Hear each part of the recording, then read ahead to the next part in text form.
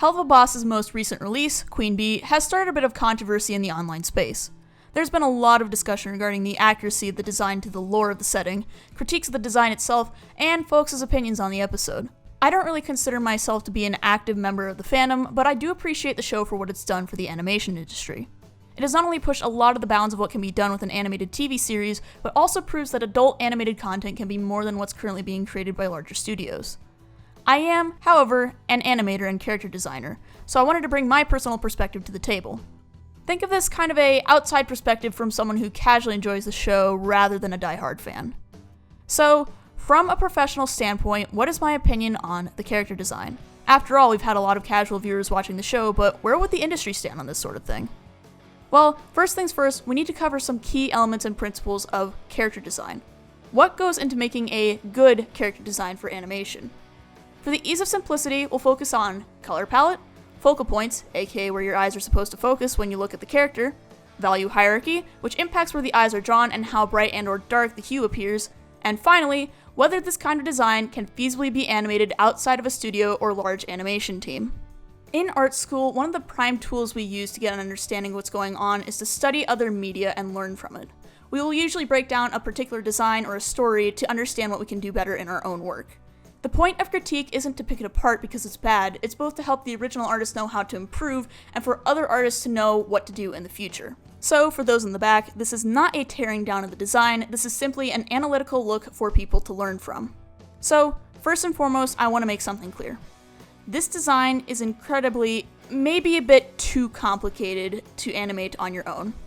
Unless you have a great deal of time, skill, or time-saving methods such as puppet tweening or 3D modeling, of course. In work-in-progress shots done before the coloring, you might see a lot of red and blue lines inside of the character.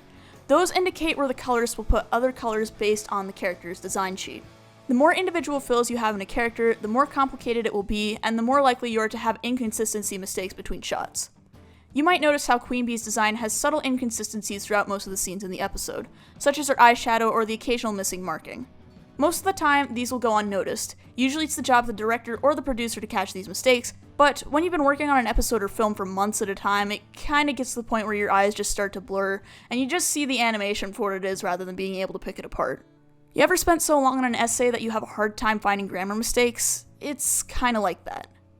Other times, little mistakes would either cost too much to fix or are discovered after the animation is already composited and ready to ship. A big thing to know about the animation industry and working on a deadline is you have to know when to prioritize quality over the finished product. Now, onto color palette. Queen Bee's color palette is very solid. Vivzie and the rest of the design team have an excellent sense of color mixing, especially when it comes to mixing bright colors and balancing them in the compositing stage. Bee's primary color triad is pink, yellow, and blue, with a few different tints, tones, and shade variants of each of these colors. It's okay to have lighter or darker versions of a color in your design, or a neutral color like black or white to help break things up. The important thing is you don't want to add too many colors or the design starts getting pretty muddled. Usually rule of 3 is a good way to go about it. Queen Bee does have 2 accent colors, especially orange in her hair and tail, and black on her limbs, ears, and eyelashes. Something that is especially important when it comes to these sorts of designs is knowing where to use colored versus black line work. Colored line work can help soften the lines up, but if you color all the lines, then you can just start losing the shapes, and it's kinda hard to tell what's in front and what's in back, so make sure to take care when choosing your style for this. One particularly notable thing about Bee's design is her almost lava lamp-esque hair and tail. I know it's likely meant to be honey, but I can't help but be a little mesmerized by it whenever I see it. Fluid mechanics are hard enough to animate as it is, but putting it on an actively moving character who's twirling around, dancing, and changing palettes during a music video sequence? You'd have to be insane to try and pull that off. Bee's hair is very much a clear focal point in her design. A big thing you want to keep in mind when designing a character is where do you want your viewer's eyes to go? Like color palettes, focal points I've found work best with the rule of 3. You'll almost always want to have one of the focal points be the face, as that is where the primary character acting comes from, but a focal point can also be a detail that you want your audience to notice. You're going to want to put your focal points on areas that are important to the character's acting. Whether in a webcomic, an animation, or just a single drawing, just like planning a shot, you want to direct the viewer to where they should be looking. When we try to look at everything, our eyes start to lose focus, so it's important to plan your shots with purpose. Now, the one place I do feel the design unfortunately falls short is the focal points. The design works very well in terms of monochromatic composition. As a little test, you can always put your design in black and white to make sure your eye is going to the right place. However, due to how busy the design is, a viewer on a first time watch through might not notice every detail, or could even get overwhelmed or overstimmed with what's going on. In a webcomic, you gain the benefit of still frame observation. A viewer can sit there and stare at the character as long as they want. However, when you're looking at it in motion, you lose a lot of the benefits of detail due to the lack of focus. It's kind of the same reason why a lot of people complain about Michael Bay's Transformers. It's very overwhelming and has a lot going on, and it's very difficult to focus, especially on the big screen. Now, does this mean that the design is bad? No. I personally enjoy overcomplicated designs. I love detail, especially when you can pull it off in animation. Like, have you seen how crazy some anime designs get? The main point I want to make is that this is very much high-budget animation.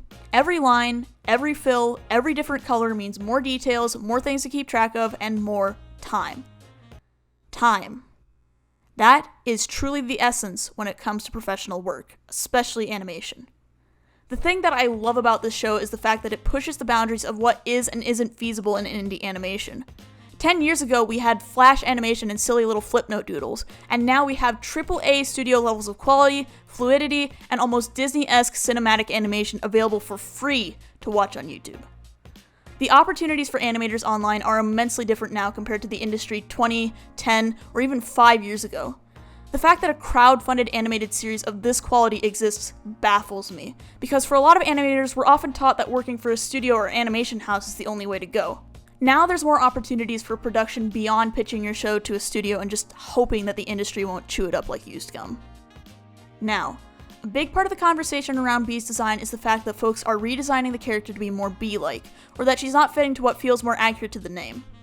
I'm personally going to go to Switzerland on this, both because I'm not interested in the conflict and because, well, frankly speaking, every artist is different. The way that I would design Beezlebub isn't the same way that someone else might do it. Everyone else has got their own reasons, ideas, and thoughts of how to do it, so there's no objectively right design. It's just a matter of preference. What I am going to do, however, is show what I would do to the design if I wanted to make it more animator-friendly. This is in no way dissing the design, because the whole point of Bee's design is to be complicated. It's for the sake of the animation spectacle, as well as a callback to Viv's earlier animations. I just personally find that I have an easier time understanding what's being said to me if given a visual example. So hopefully this will help y'all understand what I mean. When it comes to animating practically, most of the changes I've made are minor, mostly just involving small design tweaks. The hardest part of animating Bee is her hair, so if you wanted to have that simpler method of doing this, you could probably either have a static form of hair that tweens and warps as it moves, or you could do a moving mask to help give that essence of shapes moving within the existing lines of the hair.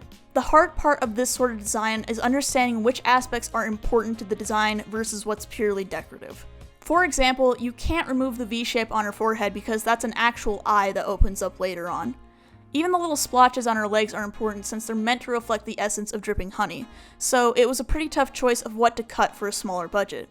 Now, there is one thing that I want to discuss regarding character redesigns that I haven't seen other people talk about, and that is the topic of designing for character acting. A majority of the designs that have appeared are obviously more Bee-like rather than the original Fox-like design. While these designs do work in terms of concept and illustration, one thing you do have to keep in mind is how your character is going to express themselves. You can, of course, get away with pantomime and eye acting, but having a mouth and subsequently lip sync can not only help with giving visual cues as to who's talking, but can also aid to those who might be hearing impaired understand what's being said, or just give an idea of what's going on if you're watching without audio. This is less focused on the lore itself and more just some examples of the benefits of lip sync. You can easily get away with a mouthless character and still have excellent character acting.